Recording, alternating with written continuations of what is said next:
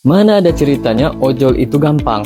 Ojol itu juga butuh yang namanya keahlian. Dan keahlian ini ada beberapa di antaranya yang dicari sama perusahaan-perusahaan yang bergerak di bidang marketing.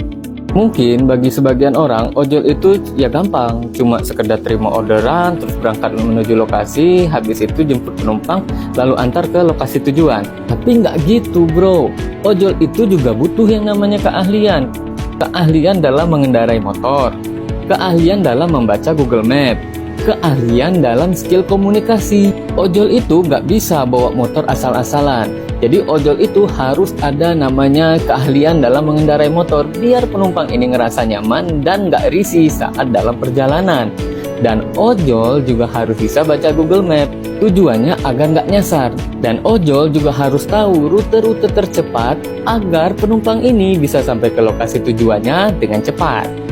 Dan ojol ini juga butuh yang namanya skill komunikasi. Jadi nggak cuma perusahaan-perusahaan besar yang bergerak di bidang marketing yang butuh namanya skill komunikasi.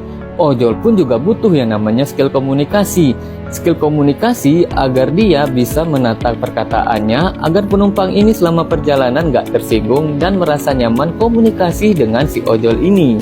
Jadi kalau ada yang beranggapan jadi ojol itu gampang, nggak gitu bro. Jadi ojol itu nggak segampang itu. Kalau kalian anggap itu gampang, kalian pinjam akun teman kalian yang ngejalanin profesi ojol. Nanti kalian akan tahu gimana rasanya jadi ojol.